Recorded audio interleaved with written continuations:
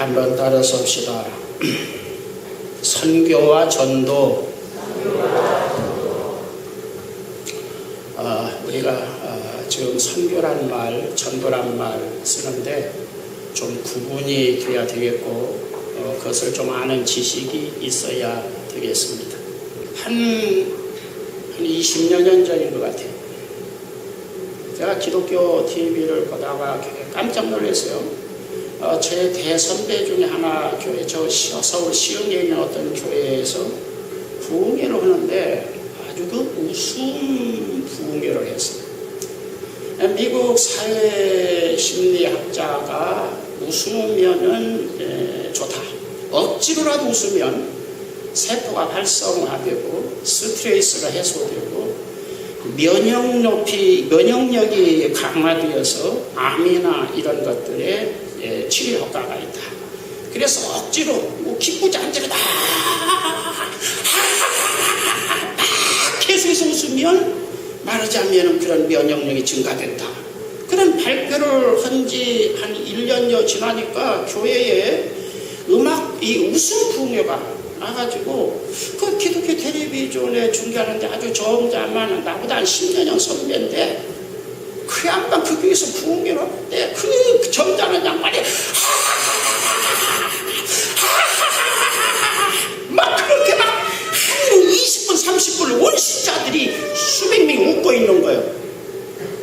그걸 보고 야 미쳐 돌아간다. 완전히 이건 미친 것이지. 그러더니 이제 신학교에서 웃음 선교사 과정이 이제 또 있어가지고 웃음 부흥회를 전문으로 하고 다니는 그런 그냥 웃음 선교사. 이제 선교사도 웃음 선교사.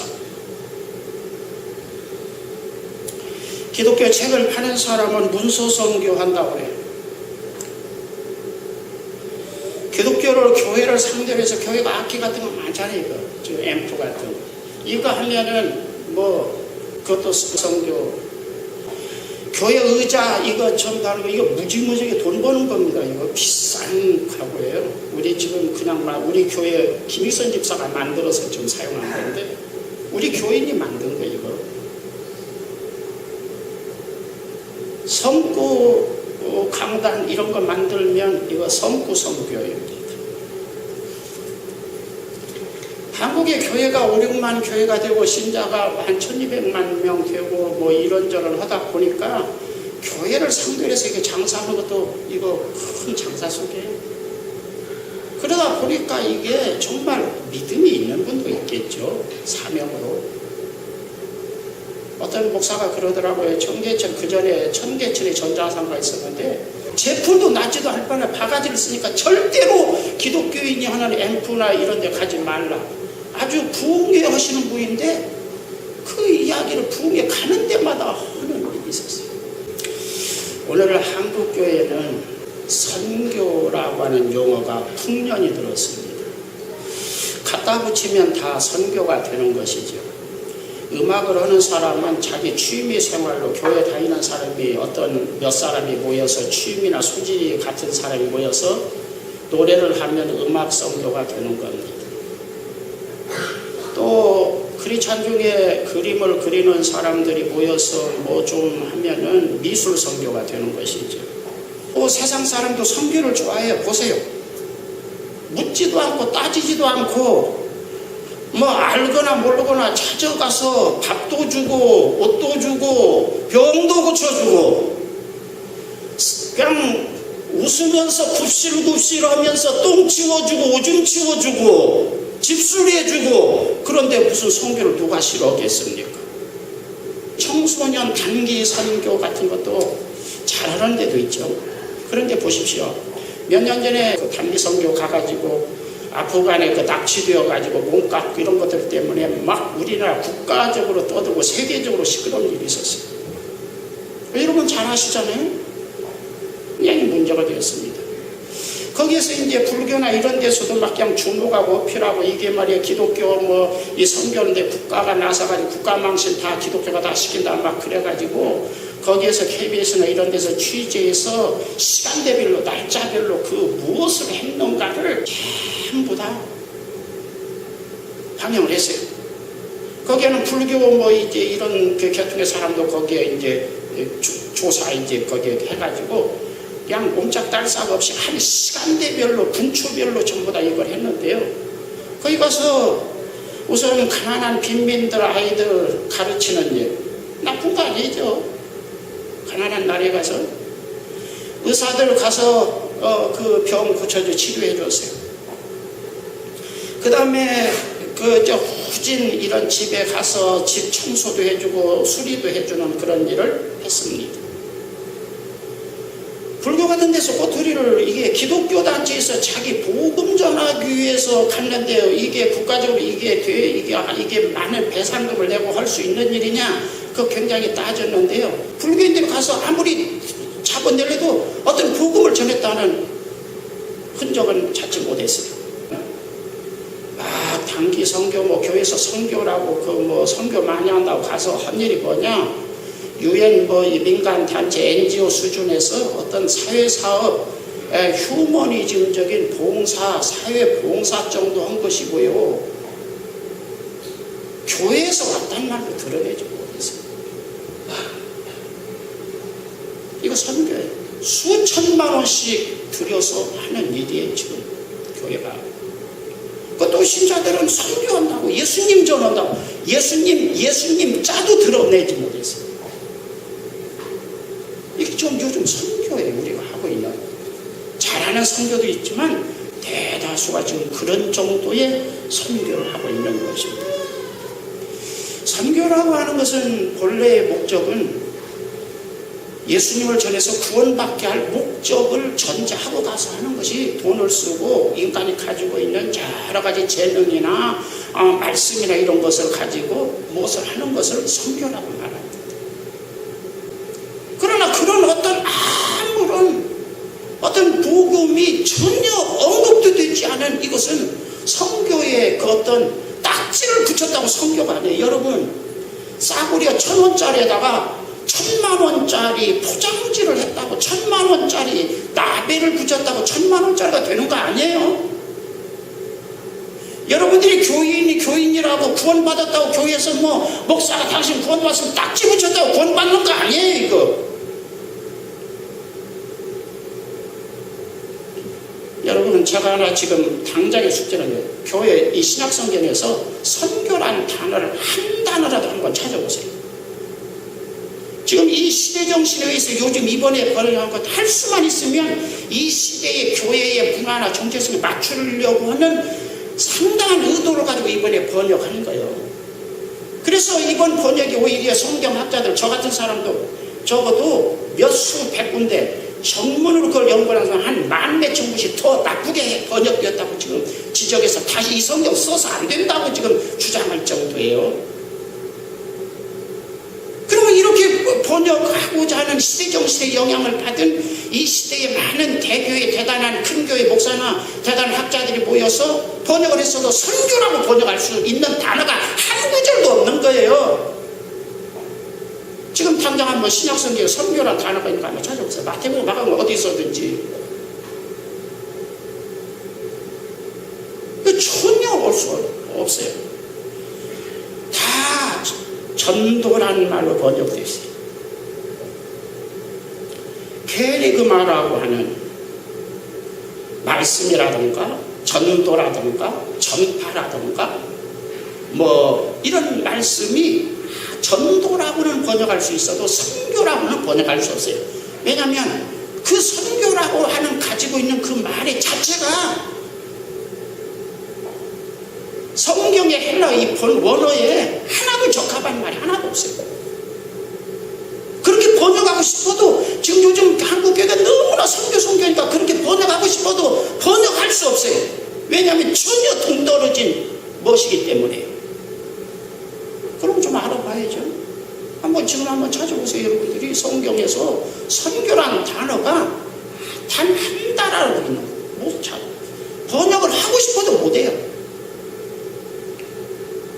제가 그랬을 때는 선교라는 말 안 썼어요. 전도라는 말도 언제 신학교 다니면서 언제부턴가 선교 한참 뭐 그러더니 그 당시는 타락한 교회, 세속화된 교회가 선교라는 말을 쓰는 줄 알았어요. 우리 어렸을 때 선교란 말 생소했어요.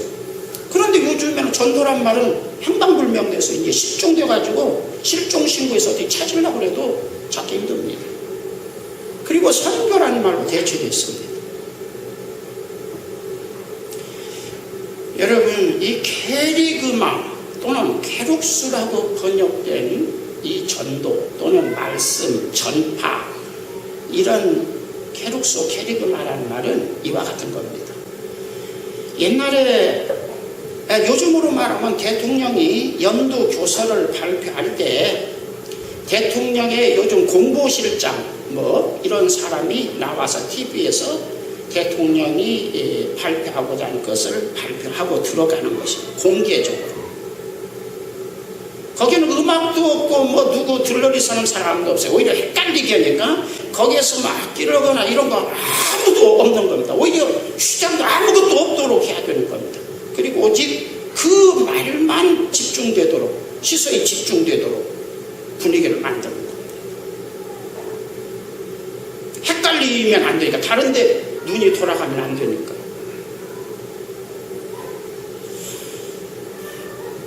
고대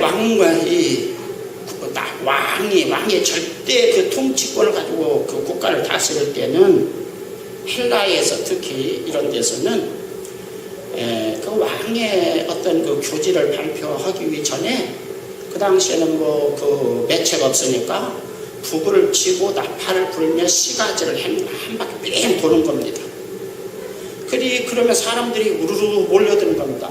그것은 아주 그 사인이 되기 때문에 왕이 굉장히 중요한 것을 발표하는 거예요. 만약에 그 왕의 발표를 안 들으면은 나에게 이익이 되든지 손해가 되든지 간에 큰 이해관계가 걸린 일을 그렇게 하는 겁니다. 그래서 사람들이 안 들으면 내가 큰 이익을 손해를 보든지 그렇게 되니까 사람들은 그 막 북치고 나팔 불고 시간을 행동하면 캐룩소라고 하는 그 행렬 가면은 사람들이 막 모여들어가지고 듣는 겁니다. 왜냐면 안 들으면 큰 손해를 보더니까. 들으면은 거기에서 지금 말하자면은 캐리그마, 그 왕의 어떤 그 요약된 선언문을 캐리그마라고 하는 겁니다. 그걸 외치는 사람을 캐룩소라고 말합니다. 캐리그마를 듣는 겁니다. 그리고 두 번도 오지 않습니까? 그냥 들어가 버리는 겁니다. 그걸 선포라, 교회에서는 선포라고 했습니다. 그전에는 저희 교회 주보도 그전에는 선포라고 되어 있어요. 듣거나 말거나 선언하고 들어가 버리는 겁니다. 지금 저는 설교를 선포식의 설교를 하는 거죠. 굉장히 많은 설명이 추가되어 있지만 사실은 제 설교 양식은 선포입니다. 들으면 좋지만 못 들어도 별 수 없어요. 이건 뭐 친절이고 뭐고 그런 것이 필요한 게 아니에요. 니네들 이해관계, 니네들 100만 원짜리가 아니라 수십억, 수천억, 니네들 생명이 달린 이런 중요한 이해관계가 달렸으면 니네들이 알아서 듣거나 말거나 알아요. 그것이 캐룩소, 캐리그마이고 성경에는 전도란 말로 번역되어 있습니다. 그게 요즘 말하는 목사의 설교인 것입니다. 그러면 이 캐리그마, 그 전도라는 말은 적어도 10가지 정도의 내용이 함축되어야 돼요. 사도신경의 내용이 포함되어 있어야 되는 겁니다. 자, 천지 만물과 인간은 하나님께서 창조하셨다. 하나님께서 창조주 되신 것을 반드시 전제해야 됩니다. 모든 인간은 아담의 범죄로 죄성을 유전받은 죄인인 것을 반드시 전해야 됩니다. 여러분들이 알아야 될 것은 인간의 죄인이라는 것은 뭐 도둑질이나 무슨 사기죄 같은 뭐 작범이 아니라 반드시 지옥 갈 수밖에 없는 사형 선고, 노마스에 잘 나와 있어요. 반드시 죽어, 그대로 놔두면 죽는다고 하는 절대 용서할 수 없는 죄인이라고 하는 흉악범이라는 것을 설교에 포함해야 되는 겁니다. 모든 인간은 절대적으로 반드시 영원히 지옥의 형벌을 받을 수밖에 없는 흉악범이라고 하는 것을 강조하는 것입니다. 여러분들이 바로 그런 사람이라는 것을 인식시켜야 되는 겁니다. 이게 설교입니다. 그 다음에 세 번째는 하나님의 속성. 하나님은 공의의 속성, 사랑의 속성, 또 또 거룩성의 속성, 또 여러 속성이지만 한 세 가지 대강 목회에서 강조할 수 있습니다. 공이라고 하는 것은 털음만큼도 죄가 있으면 용서하지 않는다는 겁니다. 반드시 죽이는, 죄를 용납하지 않는 하나님의 공입니다. 그러나 사랑은 또 뭡니까? 그럼에도 불구하고 인간을 어떻게 하면 살려야 되겠다고 하는, 이 전부 다 멸망시킬 수 없다고 하는 하나님의 또 사랑을 또 표현해야 되는 겁니다. 설교의 어려움이죠. 그 다음에 하나님의 거룩하심, 구원받은 사람은 하나님의 거룩하심처럼 생각하는 것이나 말하는 것이나 삶이 거룩을 표현하고 드러내야 된다. 초대교회에서는 말하는 것, 지저분한 말, 더러운 말, 뭐 이런 말, 심지어는 뒤에서 수근수근하는 것도 용납하지 않았습니다. 설교에 보면 지옥 갈 사람 명단에 뒤에 수근수근하는 자요, 그런 죄도 거기에 포함되어 있어요. 아주 말하자면은 아주 하나님의 거룩하심이 얼마나 세밀한가를 강조하는 겁니다. 심지어 교회는 거룩한 집단이에요. 그 다음에 네 번째로는 하나님의 이런 공의의 그 속성에도 불구하고 죄를 용서하시기 위해서 우리가 죽어야 될 것을 예수님을 대신 죽게 하시고, 그 다음에 너희들이 모든 죄를 대신해서 내 아들 독생자가 죄를 뒤집어 쓰고 죽었다. 여러분들이 이것은 말이죠, 아이고 온 인류가 죄 지었는데 그냥 예수님 한 사람, 이것은 뭐가 같으냐면, 여러분 옛날에 시골에 재래식 화장실에 가면 구더기가 무지하게 많았죠. 여러분 나이 드신 분 재래식 화장실에 가면 구더기가 여름날 막 그냥 뭐 수만 마리가 막 바늘 하나 꽂을 것도 없이 막 구더기 그냥 구물거려서 막, 그런 구더기하고 여러분 4대 독자들하고 어떻게, 하나는 숫자는 하나와 1만 수만의 비교지만은 그만큼 값어치 있는, 그보다 더 값어치 있는 비교를 지금 성경에는 이야기하는 겁니다. 벌레만도 못한, 구더기만도 못한, 만물의 찌꺼기만도 못한 우리를 위해서 하나님이신 독생자 예수님이 우리 죄를 대신해서 고난을 당하시고 죽으셨다. 그래서 죄값을 다 치우셨다. 이것을 하나님의 사랑이라고 말하는 거죠. 하나님이 세상을 저런 사랑하사 독생자를 주셨는데 누구든지 저를 믿으면 멸망치 않고 구원받게 하신다, 영생 얻게 하신다. 이러한 하나님의 사랑을, 용서의 사랑을 반드시 포함해야 됩니다. 그 다음에 대속의 죽음, 대신 그 속죄의 원리, 구약에서는 구약 4,000년 동안 계속해서 성전에서 아침 저녁으로 양을 잡고 소를 잡아서 피를 뿌려서 죄가 있으면 반드시 누구 무엇인가를 죽어야 되고 피가 있어야 된다고 하는 것을 4,000년 동안 구약성에서 가르치신 다음에 예수님께서 오셔서 속죄의 어린 양으로 대속의 죽음을 죽으셨다. 예수님의 십자가의 그 보혈, 십자가의 대속의 보혈을 아주 반드시 강조해야 됩니다. 그리고 회개를 강조하는 겁니다. 회개라고 하는 것은 여러분 회개에 대해서 좀 잘 생각해야 됩니다. 회개란 뭐냐면, 나는 절대로 용서받을 수 없는 흉악범이라고 하는 자기 인식에서 출발하는 것이 회개의 기초입니다. 그 인식이 없이는 회개 아닙니다. 뭐가 같으냐면, 흉악범이 경찰서에 스스로 자기 발로 걸어가서 조서를 누가 막 닥달하고 때리고 막 그냥 억압하기 전에 자기가 스스로가 자필로 자기의 모든 죄를 진술하고 선처를 바랍니다. 내가 이런 나쁜 놈입니다. 그런 과정이 회개라는 말로 표현된 겁니다. 이게 회개예요. 그리고 하나님은 그 사람을 묻지도 않고 따지지도 않고 용서하신다고 하는 그 사랑, 하나님의 용서의 사랑을 아까 앞에서 전하는 겁니다. 그리고 우리는 회개를 어떻게 하냐면, 나는 무지무지한 그냥 흉악범이에요. 아주 반드시 사형을, 영원한 지옥에 갈 수밖에 없는 흉악범이에요. 회개라는 것은 스스로가 흉악범이 경찰서에 자기 발로 가서 자기 스스로가 있는 죄 없는 죄를 다 진술하는 것을 회개라고 그래요. 이 과정을. 우리는 내가 흉악범이라고 하는 인식이 없어요. 지금 교인들은 신자 아닙니다. 그 신자 출발이 안 된 겁니다. 그 다음에 7번째는 이러한 회개를 통해서 용서받은 사람, 구원받은 사람, 구원이라는 의롭다함을 받았다. 그 사람에게는 성령의 신비한 역사 속에서 하나님의 생명이 우리 속에 태어나게 하신다. 그걸 영생이라고 말하는 거죠. 하나님의 생명이 우리 속에 오는 것이. 구원받은 그 다음에 우리가 신학적으로는 그것이 시간적인 차이가 있느냐 없느냐 그것을 증명하지 못하죠. 그 순간 바로 성령의 역사 속에서 아주 그냥 순간적으로 새 생명의 역사가 우리 속에 있게 된다. 어떤 그런 것을 영생이라고 말하는 거죠.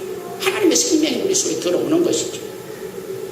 그리고 축복이라는 것은 하나님의 아들, 딸이 되었으니까 아버지께서 여러분 자녀들에게 부모가 주려고 하는 것처럼 무엇이든지 준다는 것이 축복이라는 이야기고, 축복이라는 이야기는 신약에서 그렇게 강조되지 않아요.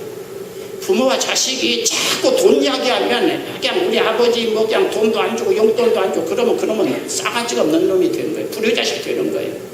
아버지에게 자꾸 돈 뭐 주니 안 주니 뭐 이런, 그냥 아버지 오늘 등록금 가지고 왔는데 그것으로 좋게 해요.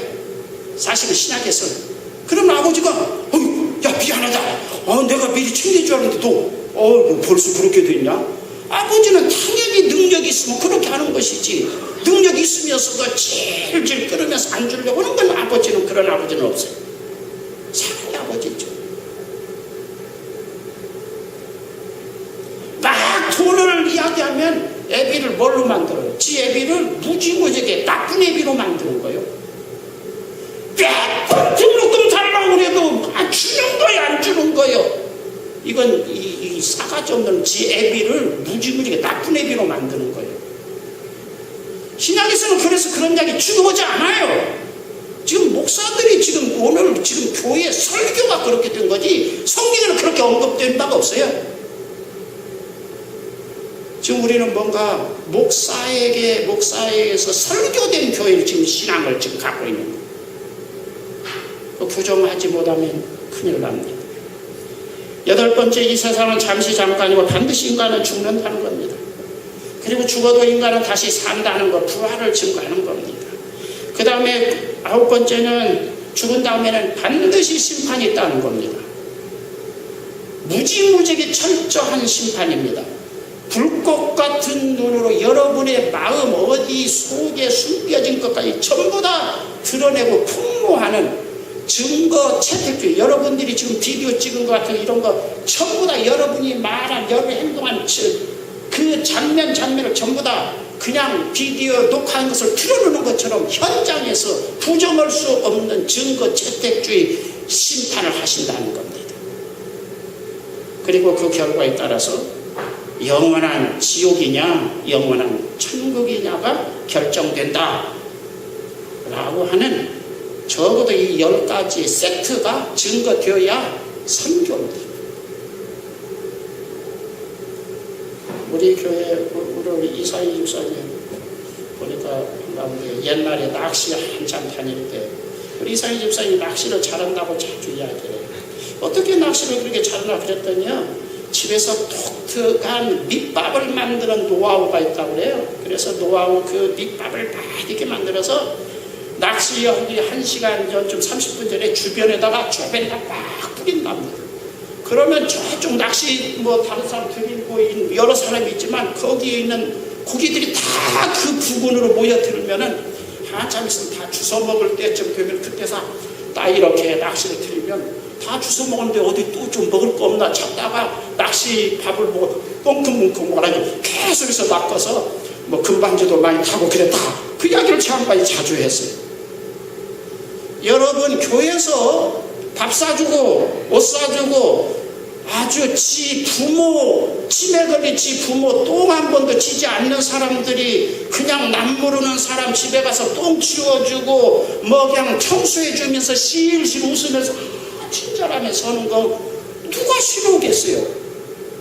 그것은 사람으로 하여금 모여들게 하고 마음을 열게 하는 그런 어떤 과정이 필요했기 때문입니다. 예수님도 선교하셨어요. 선교라는 말이 없지만 뭐예요? 병 고쳐주시고 오병이어 떡 만들어주시고 이거 좀 더 선교인가 모여들게 할 겁니다. 그 다음에 모여들면 반드시 예수님은 병 고친다. 너희들 막 기도하면 병 고친다. 그런 말 한 일 없어요. 성경에는 예수님이 병을 고치셨다고 그러지, 야, 믿음이 있어야 병 고친다, 뭐 그냥 기도만 해야 병 고친다, 부르짖어야 병 고친다, 그런 이야기가 하나도 없습니다. 그냥 직접 고쳐버리는 겁니다. 그리고 병 고친 다음에 사람들이 다 많이 모이면은 전도 설교를 하신 겁니다. 이 10가지 세트에 속한 복음을 전하신 거예요. 그런데 성경에는 기적이 나타나는 사람도 있고 안 나타나는 사람도 있어요. 세례요한은 기적 해냈단 말 없어요. 이사야도 기적 다 하나 행했는데요. 히스기야 왕 그거 무화과 찧어가지고 거기다 발라서 이게 낫게 했다, 기도해서 낫게 했다, 약 썼다는 이야기예요. 바울 사도는 자기 병 못 고치고 자기 제자 디모데에게 너 자주 나는 이 피, 위장이 약해서 피가 자꾸 그러니까 토악질이 나니까 너는 포도주를 좀 자주 써라. 그 당시 2000년 전에 무슨 위장약 같은 게 좋은 것이 없으니까 아마 민방약, 민간 그 단방약 같은 것으로 포도주 마시면 위장에 좋다. 그래서 위장약을 쓰라고 말한 거예요. 들어보면은 전도로 갔다가 병 들어서 밀레도에다 두고 왔다. 아니 제자 자기 이 바울 사도가 전도로 팀원을 데리고 갔다가 병 들면 고쳐가지고 같이 와야지 띄워놓고 와요. 내가 여러분 중국 어디 저런 데 가서 선교로 간다 가가지고 병 들었다고 띄워놓고 나 혼자 하면 여러분 뭐라고 그러겠어요?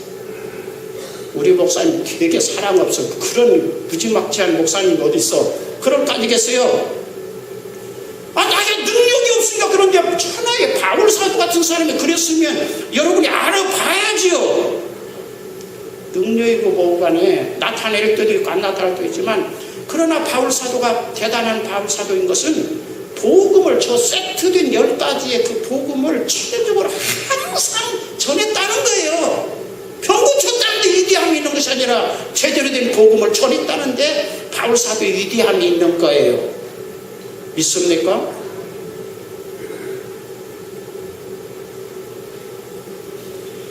자, 한번 성경 구절 한번 올려보겠습니다. 성경 구절, 예수님께서 병 고치시고 오병이어 떡을 만들어서 먹이신 다음에 반드시 거기에는 복음을 전하세요.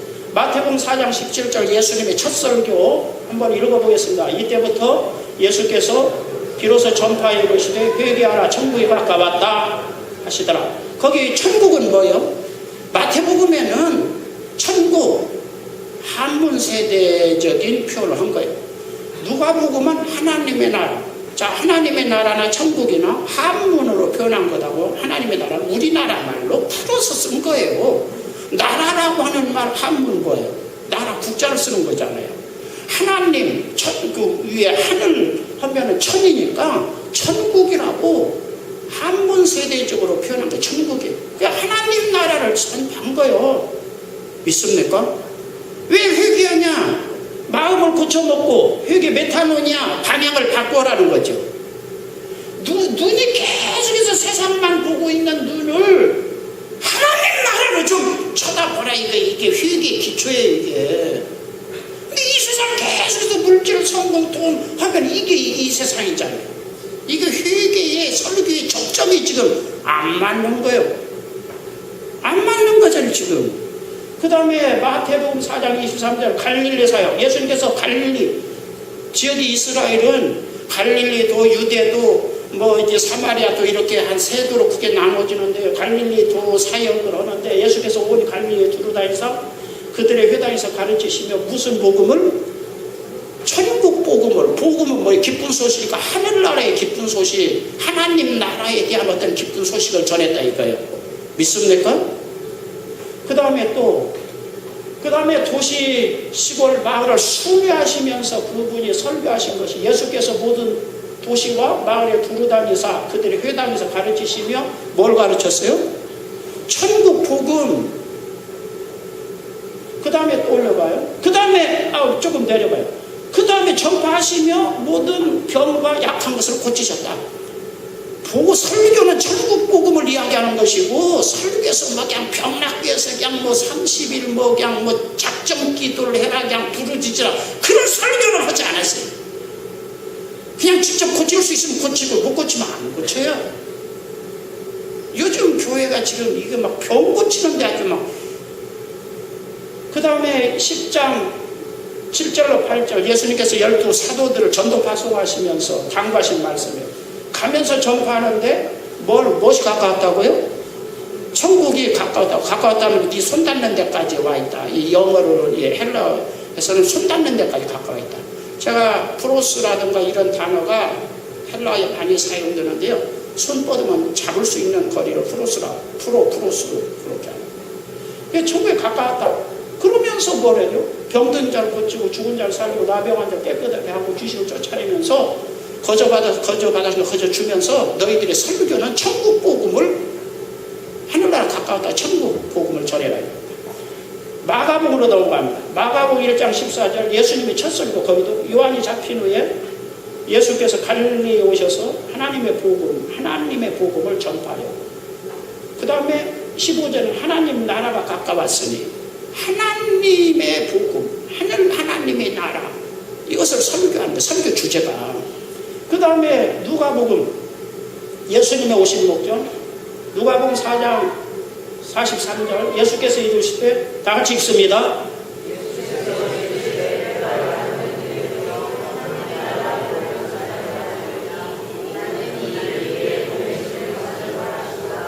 어디 복음이요? 하나님 나라의 복음. 이 세상이 아니에요. 여러분, 이것은 어디에서 더 강조되냐면 사도행전 1장에서 예수님이 부활하신 다음에 감람산에 모였을 때 승천하시기 직전에 한 500명이 모였는데, 그때 베드로 그럽니다. 예수님, 이제 죽여도 다시 살아난 그 예수님께서 하나님의 아들 되신 그 능력을 가지고 노말 확 쳐부수고 이스라엘 나라, 하나님의 백성의 나라를 이제 독립을 시키고 회복하는 때가 이때입니까? 예수님이 왕이 되어서 우리 성도들을 다스리고 이런 때가 이때입니까? 그랬더니 때와 기한은 아버지께서 계시니까 니네들이 알 바 아니야. 그런 건 이야기할 것 아니야. 그리고 하나님 나라에 대해서 진행되라는 말씀을 하신 겁니다. 우리는 목사가 여러분들은 그런데 관심을 가졌든지 말든지 간에 목사가 만약 그러면 야, 너 관심 받지 마. 네가 관심 가질 거 아니야. 네 알 바 아니야. 그건 그게 예수님의 입장입니다. 자, 그 다음에 8장 1절 각 성, 도시, 마을을 두루 다니시는 이유가 뭐냐면 하나님의 나라를 선포하시기 위해서, 그 나라를, 그 복음을 전하시기 위해서. 그 다음에 9장 2절 12 사도를 전도 파송하신 이유 다시 나옵니다. 하나님 나라를 전파하며 그 다음에 모여든 사람 그 중에 부수적으로 병자를 고치시다. 9장 6절 12 제자들도 사도들도 두루 다니며 뭘 전했어요? 복음을 전했다. 여기서는 그냥 복음이라고 했어요. 캐리그마음이랍니다. 그 다음에 9장 11절 소문 듣고 병자가 모여들자 제자들이 전도하니까 따라와서 어디까지 왔냐면 예수님께 있는 데까지 왔어요. 그러니까 예수님이 뭐라고 그래요? 그들 영접하사 뭐예요? 아니, 아까도 제자들도 하나님 나라 했는데 또 병이나 고쳐주지 뭘 또 하나님 나라를 설교해, 한 걸 또 설교해. 그러나 하나님 나라를 전하시고 그 다음에 부수적으로 병을 고치셨다. 그 다음에 요한복음에 넘어가서 요한복음 3장 5절 예수님께서 체계적인 설교, 요한복음은 영생을 강조하는 겁니다. 그리고 기독교의 복음이 적어도 예수님이 돌아가신 다음에 30년 정도 지금 마태복음, 마가복음, 누가복음의 시대이고 요한복음은 한 60년 정도 지난 다음에 업그레이드판, 최종 업그레이드판 복음이 영생입니다. 영생을 전하시는 것이죠. 그 다음에 사도들의 설교를 보십시오. 사도행전에는 사도들의 설교가 나옵니다. 1장 3절에 예수님께서 부활하신 다음에 40일 동안 계시면서 한번 읽어보겠습니다. 시작.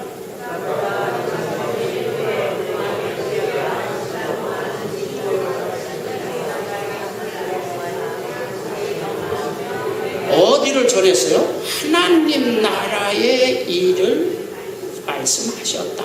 설교, 이게 부활하신 다음에 예수님의 최초의 설교입니다. 예수님 부활하신 다음에 대중설교, 예수님의 최초의 대중설교입니다. 그 다음에 1장 6절, 아까 말했죠? 베드로가 이스라엘 나라를 회복하심이 이때입니까? 물어봤더니 때와 시기는 아버지께서 자기의 권한에 두셨으니까 너희 알 바 아니고 너희는 성령 받고 내 증인 되라. 땅 끝까지 이르러서 막 얘기지 휘젓고 다니면서 내 증인 되라. 여기서 증인 되라는 말은 이따가 다시 설명하겠습니다. 8장 12절 빌립 집사도 설교하는 거야. 빌립 집사, 안수 집사죠. 초대교회 지금 우리 교회 안수 집사들과 같은 사람이 초대교회 안수 집사입니다. 그 중에 빌립 집사가 설교하는데요. 하나님 나라와 민 예수 그리스도 이름에 개나여 전도함을 그렇게 됐습니다. 빌립 집사도요. 집사 정도도 설교하려면 하나님 나라 설교하지 무식에도 집사 정도도 이 세상 죽고 그런 설교 안 했단 말이에요. 초대교회에서는.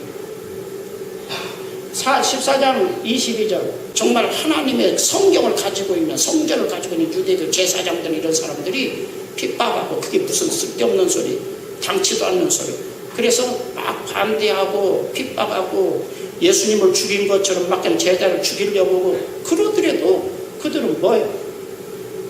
하늘나라 들어가려면 이건 당연히 통과례와 같은 것이다. 제대로 된 신앙생활 하려면 통과례와 같은 것이야. 이건 당연히 당하고 극복해야 돼. 오히려 기뻐해야 돼. 그 다음에 19장 7절로 8절 바울의 예배소 전도를 통해서 7절 몇 사람 좀 모였어요? 모두 그 앞에 모두 몇 명? 12명 정도. 여러분 초대교회에서 대단히 여러 번 하지만 숫자 언급한 몇 군데 보면은 아주 초라합니다. 우리 교회 한 12명 정도 모였나? 어때요 여러분? 그 12명을 가지고 바울 사도가 한 석 달 동안 그 12명을 기초로 해서 석 달 동안 아주 막 복음을 하나님 나라에 대해서 강론했다. 아주 자세히 막 성경을 아주 그냥 3개월 동안 가르쳤다. 그런 내용이죠. 그 다음에 또 20장 24절 25절 바울 사도가 예배소 전도 마치고 떠나갈 때 밀레도에다가 예배소 교회 장로들을 모아놓고 말한 겁니다. 나의 달려갈 길 주 예수께 받은 사명 곧 하나님의 은혜의 복음을 증언하는 일을 마치려 하면은 나의 생명을 소모품으로 생각하고 좀 더 귀하게 여기지 않았다. 여러분 성도의 생명은 목사의 생명은 소모품입니다. 저도 소모품 정도 생각해요. 뭐 부귀영화지 뭐 잘 먹고 잘 살고 좋은지 뭐 그냥 제가 하나 항상 마음에 걸음직한 것은 내가 좋은 차를 타고 다니고 있다는 거 그거 하나가 항상 걸음직합니다만은 어떤 때는 가끔가다 그런 생각합니다만은 뭐 인간이니까 좀 이해하고 용서하고 봐주십시오. 소모품 정도로 생각합니다. 그리고 보라 내가 여러분 중에 왔다 갔다 하면서 왕래하면서 뭘 전파했어요? 뭐 이 세상에서 잘 먹고 잘 살고 그런 거 하나님 나라 눈에 보이지도 않고 잡히지도 않는 뜬구름 같은 영원한 그 하늘나라에 대해서 지금 이야기하고 있는 겁니다. 그 다음에 28장 23절 로마 감옥에 미결수로 수감되어 있으면서 종일토록 그들이 날짜를 정하고 그가 유숙하는 집에 많이 오니 바울이 아침부터 저녁까지 뭘 강론해요? 하나님 나라 미결수로 아직 감옥에 갇혀 있는데 아직 자유로우니까 하도 많은 사람들이 그냥 왔다 갔다 하니까 거기 간수들도 있고 그런데 아주 번거롭고 제재가 좀 있었단 말이죠. 그래서 날짜를 하루 정해가지고 일주일에 하루 날짜를 정해서 그날 오면은 하루 종일 아침부터 저녁까지 뭔만 이야기했어요? 하루 종일 하나님 나라만 강론했대요. 아, 좀 하다가 좀 이 세상에 잘 먹고 잘 사는 것도 좀 이야기하면 좀 어떨까요? 그 다음에 마태복음 8장 믿죠? 그들은 천국에 대해서 성경 구절이 수십 구절이 그냥 나옵니다. 그거 다 설교하려면 지금 오늘 설교 못하죠? 대강 맛보기 정도 보고요. 여러분이 초대교회 예수님이든지 사도든지 입만 벌겠다면 뭐만 설교했다고요? 이 세상? 뭐 잘 먹고 잘 살고 성공하고, 고린도 교회 보낸 편지에서는, 고린도 교회 그 1장에서는 말하자면 유대인들은 기적을 요구하고 헬라 신자들은 성공처럼 지혜, 거기서 알콘이 되는 지혜입니다. 여러분, 알콘이 되는, 알콘이라는 것은 이인자입니다. 으뜸, 서열, 제1위에 있는 권력자를 알콘이라고 말합니다. 알콘이 되는 지혜를 우리에게 이야기해달라. 십자가의도가 미련한 자는 멸망할 자들에게 미련하게 보이고 구원받을 사람에게는 지혜가 된다. 우리는 그런 것들을 전하지 않는다. 구원과 영생과 그 세트적인 전도 메시지를, 하나님 나라를 바울 사도는 전도하고요. 그 위에는 그렇게 요구해도 전도하지 않아, 설교하지 않았다. 그런 내용이 고린도전서 1장입니다. 대강 이해가 됩니까? 이게 교회입니다. 이게 목사의 선교입니다. 성경 구절을 수없이, 성경 구절이 신약 성경에 어디를 열어봐도 이 세상이나 이런 이야기들을 언급한 사람은 한 명도 없습니다. 그런 것들은 아예 숫자에 쳐주지 않습니다. 그런데 오늘 우리들은 이게 지금 교회가 뭐가 좀 안 맞는 거죠. 선교?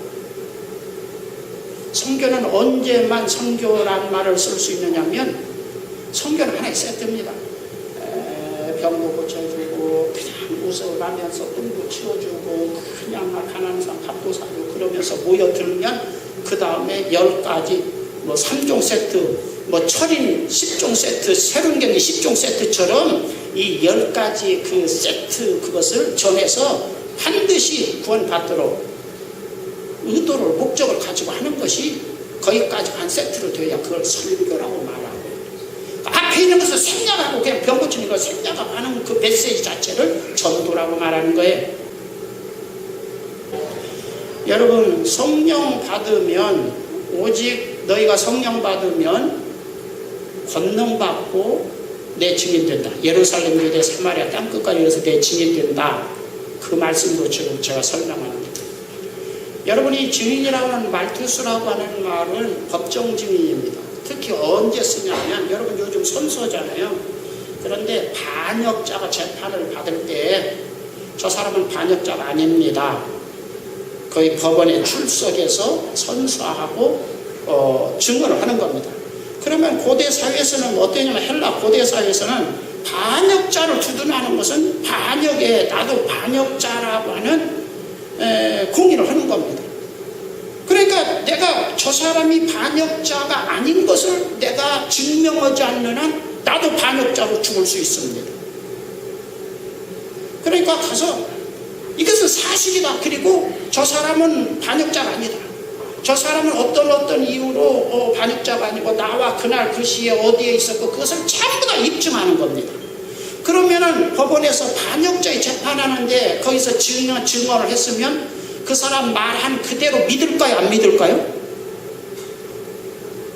검사가 뒷조사를 다 하는 겁니다. 말하자면 정말 이 사람이 말한 대로 정말 이 지금 그 반란죄 수교의 이 사형 선고를 받아야 마땅히 죽어야 될 그 사람이 정말 그랬나를 뒷조사를 다 해본 다음에 그것이 사실이면 이 죄인도 석방되고 거기에 증언한 사람도 석방되는 그런 예를 말투수란 말로 표현하고, 여기서 증인이라는 말, 말투수란 단어를 쓴 겁니다. 그러면 다시 말하면 무슨 말이냐면, 예수님의 그 전도 복음을 전하면은 여러분들은 뭐 해야 되냐면 그 설교 내용을 뒷조사를 해야 되는 겁니다. 목사의 설교가 제대로 된 복음인지 복음이 아닌지 여러분이 성경 가지고 있으니까 뒷조사를 해서 이게 정말 복음이구나 그렇게 믿고 받아들여야 된다 이겁니다. 잘 이해하셨습니까? 그냥 그저 반란죄 거기에 그냥 누가 와서 증언한다고 그냥 다 그것을 믿는 게 아니다 이거예요. 아무리 그냥 노래하고 그냥 밥을 사주고 설레발이를 치고 아무리 기분 좋게 해도 이게 사실이냐 아니냐, 죽느냐 사느냐 문제가 달렸다 이겁니다. 그럼 뒷조사를 다 해서 이건 맞구나, 그거 받아들이는 거. 그리고 그것을 너는 생명 걸고 너는 그 제대로 된 것을 증언하고 설교해야 된다. 그래서 증인이라는 말, 말투스라는 말을 쓰는 겁니다. 저도 뒷조사하고 제 설교도 받아들여야 되는 것이죠. 그것이 증인이란 말, 말투스란 말입니다. 여러분들은 그냥 막 내 마음에 들면 내가 기쁘면 분위기를 딱 띄워가지고 여러분 요즘에 그저 7080이나 뭐 요즘 나가수나 뭐 이런 데 보면 막 일어나서 춤추게 유도하면 막 일어나서 기분이 좋아가지고 그럼 마음이 기분이 좋으면 그게 뭐 요즘 교회 지금 은혜 받았다는 것이 정말 스트레스 풀어서 은혜를 받았다고 하는 건지 말씀이 들어가서 은혜 받았다는 건지 나는 종잡을 수가 없어요. 괜히 그 말을 선언할 때는 그게 아무 배경이 없습니다. 완전히 그 왕을 대신한 사람만 보이게 하고 아무것도 보이지 않도록 하고 아주 담담한 제스처를 쓰지 않아요. 네가 사느냐 죽느냐 그래서 네가 알아서 듣든지 말든지 해. 이게 케르고마 선언입니다. 요즘은 뭐 그런 그거보다 나으니까 저는 그래도 막 좋지 빨리 다 하잖아요. 그래도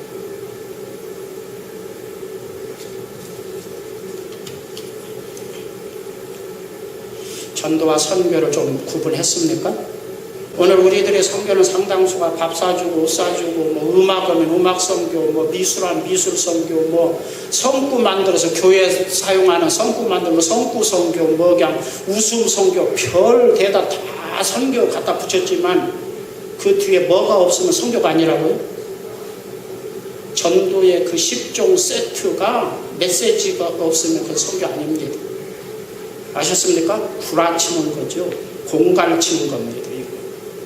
그리고 그걸 신자들이 또 그냥 그걸 구분하지 못하고 그냥 선교한다고 거기에도 그냥 뼈 빠지게 이래서 그냥 막 그냥 먹을 것도 안 먹고 자기 아이 우는 아이 군것질 하나도 아이스크림 하나 안 사주면서 저축해가지고 선교하면 복 받는 데다 주는데 그거 가져가서 좀 놀고 있는 겁니다. 선교다운 선교가 되죠. 제가 제 아이들이 선교사인데요. 제가 만나기만 하면 지금도 인터넷 수없이 지금 제가 부부가 항상 기도하는 게 하나님 앞에 전도 제대로 된 메시지 그리고 열매가 있는 선교사가 되게 해주세요. 그 외에 기도는 별로 안 해요. 도대체 메시지의 소리가 지금 그냥 실종되어 버린 거예요. 그냥 막 똥치워주고 오쳐가지고 그냥 노래 부르고 이게 선교라는 겁니다. 뒤에 메시지가 없어요. 그냥 어떤 그 지금 10종 아주 요약된 사도신경에 요약된 그런 메시지가 없어요. 그냥 마음은 그게 선교랍니다. 그거 선교 아닙니다. 장난질입니다. 이거 사기치고 있는 겁니다. 교회가 상당한 속임수입니다. 어떻게 보면 그 먹고 살판나서 지금 교회나 목사나 다들 지금 짝짝이 맞아서 하고 있는 짓거리입니다. 정직하게 말하면 선교, 전도 구분하고 전도를 좀 하시기 바랍니다. 전도가 성공하려면 당신은 영원히 지옥 갈 수밖에 없는 흉악범이라고 하는 죄인인 것을 인식시켜야 전도가 되는 겁니다. 그래서 현대 전도가 어려울 겁니다. 크게 인식돼야 그 다음에 회개가 나오는 것이고 그런데 그걸 인식시키기가 무지무지 어려운 거예요. 그런 설교하는 교회는 부흥이 안 됩니다. 교회가 제대로 이 전도의 회개가 없는 교회가 되고 만 거예요. 하늘나라가 없는 교회가 되고 만 겁니다. 오늘 다른 사람에게는 못해도 내가 가만히 눈 감고 있으면 그분이 지옥 가면 내가 가슴이 아프다. 그런 사람이 있을 겁니다. 내 부모가 지옥 가면 그 자식이 가슴이 아플까 안 아플까요?